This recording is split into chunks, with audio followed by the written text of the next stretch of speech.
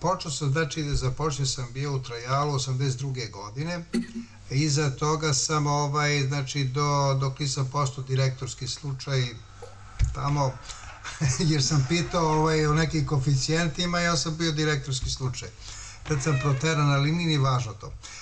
Imao sam platu, znači neko, ajde da kažem sada, otprilike neto je bila oko 1000 i, da kažem, od 100 do 1500 maraka ondašnjih. To je neto bilo.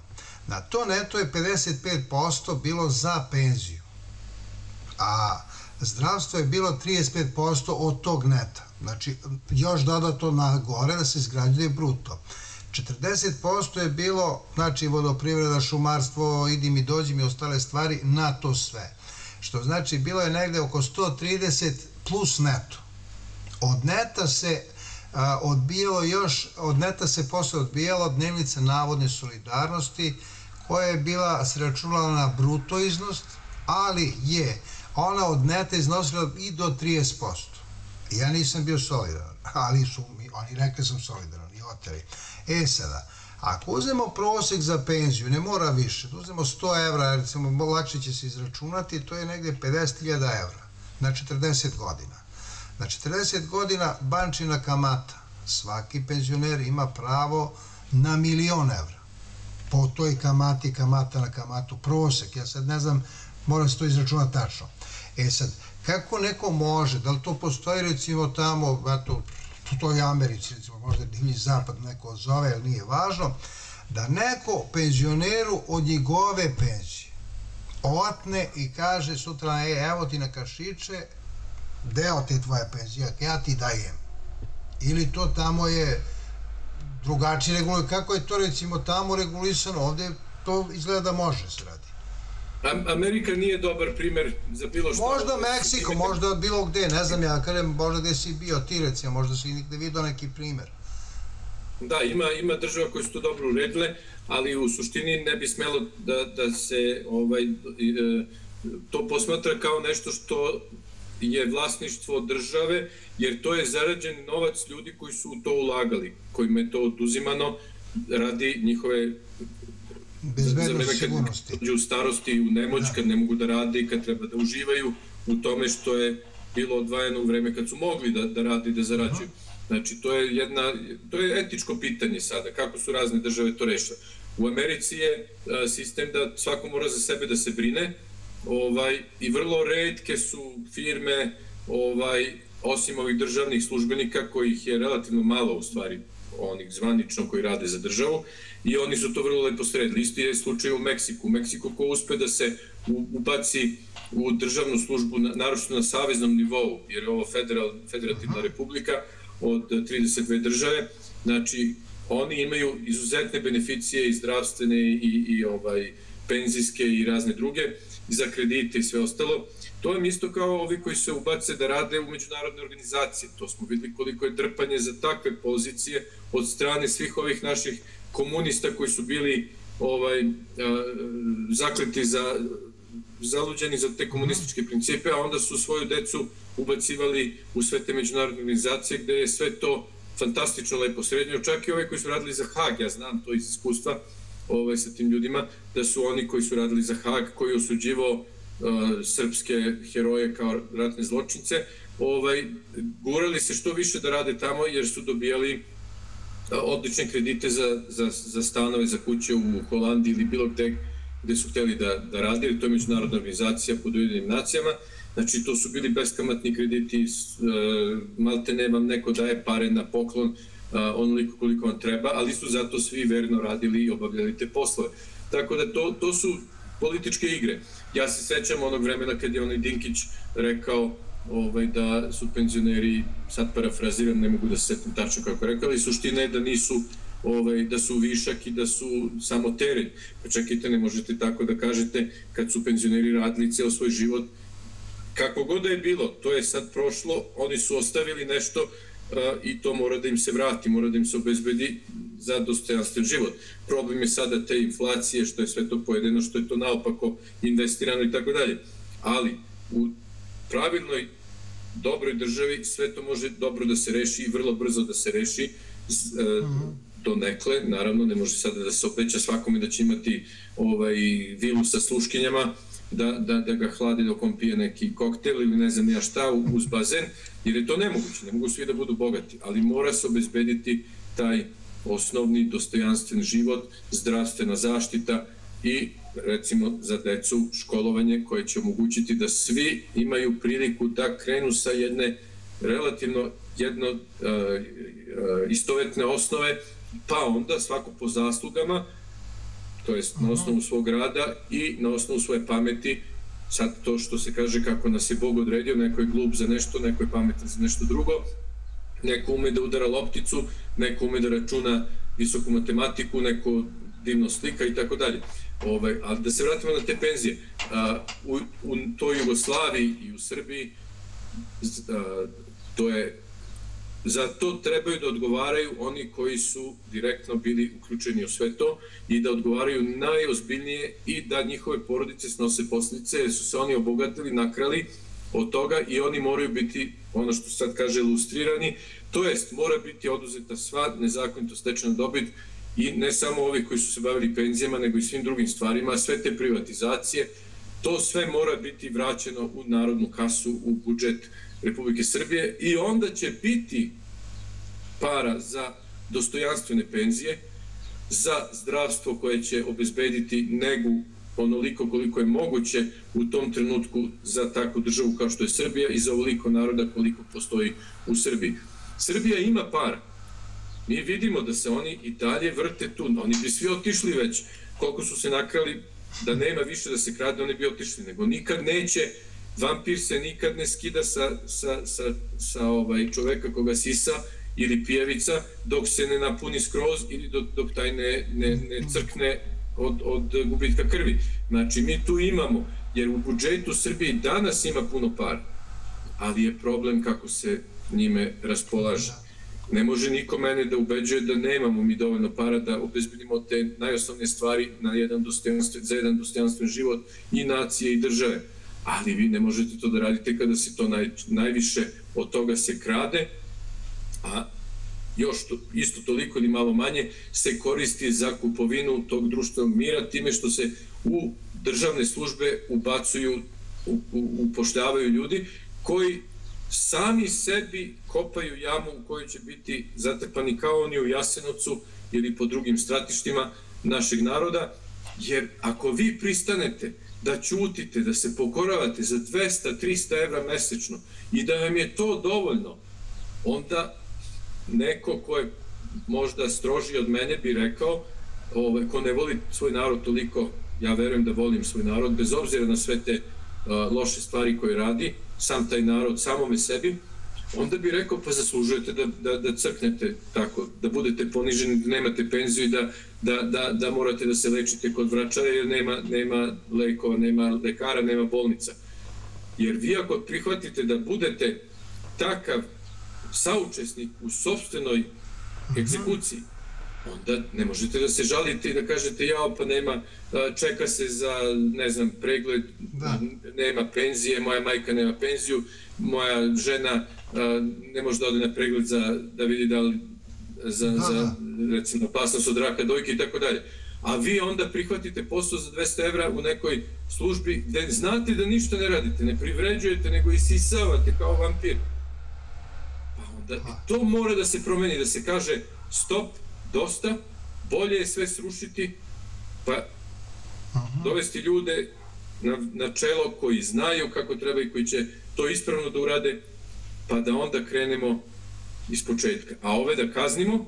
Mi razmišljamo o jednoj i drugoj stvari koje sam pričao sa mnogima, a na primjer to naše selo je, da kažemo, to skoro uništeno totalno. Da gledam, seljačka zadruga, ona domaćinska zadruga u porodici, porodična zadruga, još 40. godine Stojedinović uništio. E sada, da li bi možda moglo, recimo, eto, to je neka stvar, ljudima koji su zainteresovani, na primjer, da se, na primjer, obezbedi nekoliko ovaca i tako dalje, ili jedna krava, putem, recimo, nekih donacija vas od tuda, ali ti koji će to da rade, da bi se obezbedi, recimo, možda taj veterinar, i da im bude zalog tome da oni kad 2-3 teleta ženskih da vrate, da se daju drugima. Da li možda nešto na tom polju ili recimo, na primjer, od vune? Vidite, mi imamo... Kako to možda gledanje u tvom mišljenju i da li je to možda moguće postići da bismo povezali, znači, sve nas u celinu, jer po meni, ja za sebe nisam ništa, ti za sebe nisi isto, onaj nije za sebe ništa, ali kad smo zajedno, možda dođemo do nekog boljitka. Vidite, oni su, prvo što su radili je da nas ubede da je porodica osnovna jedinica društva. I time su nam presekli noge u kolenima i mi smo pali. Osnovna jedinica, naša tradicionalna, slovenska i srpska, je zadruga.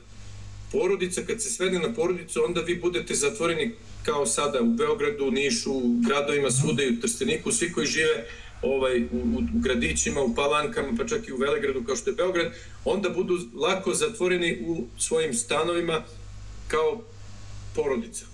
A vi ako ste zadruga, ako cela familija bude deo te zajednice, onda će se mnogo više voditi računa jedni u drugima. A ovako, ja samo gledam svoju porodicu, sebe, svoju decu i to je to. Deca moga brata, baš me briga za njih, a da ne pričamo dalje rodbini. Znači, tu su nas prvo slomili, to je bio proces koji traje još od 19. veka i tu smo došli do ovoga što vidimo danas. Da suseda neće da pomogne, da ga baš briga što tamo neka baka izumire sama u bedi, u prljavštini, a ne bi moralo tako i ne bi trebalo tako po moralu. A svi se busamo u grudi da smo veliki pravoslavci, hrišćani i tako dalje. To su velika moralne stvari i to je ono krah naše inteligencije koja to nije uzela u razmatranje, nije angažovana inteligencija, nego rade neke apstraktne stvari, recimo ovi naši desničari koji pričaju, drže konferencije o desnici u Francuskoj ili u ne znam nijak gde tamo u skandinavskim zemljama, ili po afričkim ili muslimanskim zemljama, a ne gledaju šta se dešava u samoj Srbiji, tu ćute jer i oni žive od te države, od nekog poslića koji obavljaju i onda ne mogu, jednostavno isto su prodate duše kao i ovi drugi. Bez obzira što imaju doktorate ili ne znam ja šta. Tu mi imamo isto jednu manu što poljoprivredu posmatramo romantičarski sa očima ili dušom, što je vrlo lepo i divno iz 19. veka, 18. veka, gde su svi neki čobani koji tamo žive na čistom vazduhu i tu je Marks bio vrlo dobar. Ja nisam marksista, daleko od toga, nisam komunista, ali čitao sam to i u ondašnjoj Jugoslaviji, u školi smo morali čitamo i kad sam posle studirao, puno stvari koje je Marks napisao bile su istinite. On je rekao, ima jedna fraza koja se često ponavlja izvučena iz konteksta, ima mnogo dublje značenje i objašnjenje i tako dalje, ali da ne davim, vidite i sami da kao profesor mogu da pričam 3 sata bez prestanka o jednoj samo stvari. Marks je rekao idiotizam seoskog življenja ili života na selu. To je istinito. To sve lepo zvuči i sve lepo izgleda, to romantično, naravno sad na Facebooku, jao kućica negde tamo u šumici, pa na, ne znam, cveće, pa priroda. Ne bi se narod nagurao u gradove da nije lakše i, da kažemo, na neki način bolje živeti u gradovima, naročito u nekom osrednjem gradu. Sad ovo što je Beograd i veći gradovi, to je već mučenje, a opet u maloj varošici nije mnogo drugačije nego što je u nekom selu. Znači, mi vidimo da mladi beže iz takvih mesta, jer mlad čovek želi ispunjenje, želi akciju, avanturu, naročito muški, a i devojke žele da odu negde, da se vide, da dožive nešto. Znači, mi ne bismo onda mogli da imamo inteligenciju koja je po svetu rasuta i stručnjake, da nije bilo tih gradova i univerziteta na kojima smo se mi školovali, pa otišli pa napravili karijeru. A da smo svi ostali po selima i da gajimo neku kozicu i kravicu i da onda vidimo da li će to da se prode ili neće, vrlo teško bi došlo do nekog boljitka. A da ne pričamo o tome da li bi onda imalo bolnica, škola, bilo čega. Znači, došlo bi do tog idiotizma seoskog života koji je Marks vrlo dobro opisao. Ne sjećam sad tačno u kojoj knjizi, zaboravio sam.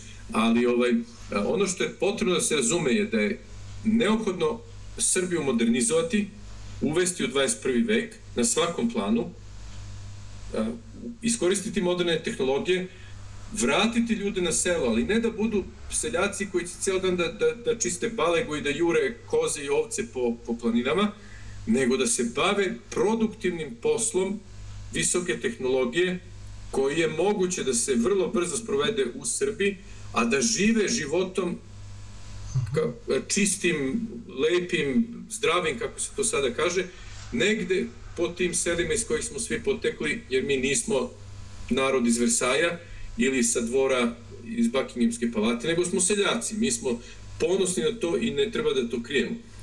Znači, nama je neophodno, ako hoćemo zaista da preživimo, ako zaista hoćemo da obnovimo sela, ne možemo mi da računamo da decu vraćamo i da ljude vraćamo u štale i u sela gde ima 10 ljudi da žive i gde treba njemu 3 sata da dođe do najbližeg grada, a da ne pričamo o nekom većem mestu ili Velegradu kao što je Beograd. Kako će da dođe neko sa Stare planine u Beograd? Nema ni puteva, nema ni para za to sve. Znači, mi moramo da obezbedimo infrastrukturu koja će da omogućiti ljudima da mogu da žive tamo isto kao u tom tehničkom smislu, kao u gradu, i da se bave poslovima koji su mogući danas u savremenom svetu, a da poljoprivrednu proizvodnju unapredimo do tog nivoa da bude produktivna, jer nema ništa toliko neproduktivno kao poljoprivreda.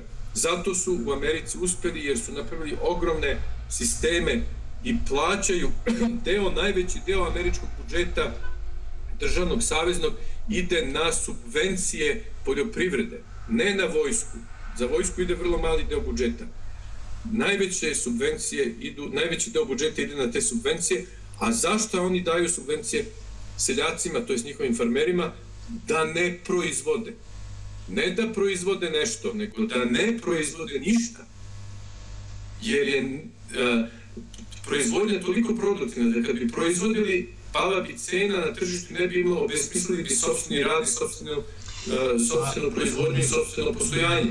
Znači, mi moramo da naučimo da shvatimo kako se to radi na tom velikom nivou, ti veliki sistemi, jer poljoprivreda ne može da ostane ako je mala, koja je ta sitna, razbucana po brdima, jedno ovamo, drugi tamo, to je nemoguće. Mi moramo da primimo veliki sistem i isto tako da naučimo, imamo mi ljude koji to znaju, da ih dovedemo u Srbiju, ja sam to vidio svojim očima, radio sam na tome, mi moramo da primimo berzu, slobodnu berzu, ne ovo što je sada reketiranje, ovi posrednici koji uzimaju te maline pa preprodaju, pa u stvari čisto izrabljivanje tog jadnog naroda koji je ostao na selu da živi, tih malo časnih ljudi koji su ostali tamo da mukotrpno radi, da lome leđa i da izgledaju ovako kako izgledaju i da žive u tim uslovima kakvim žive.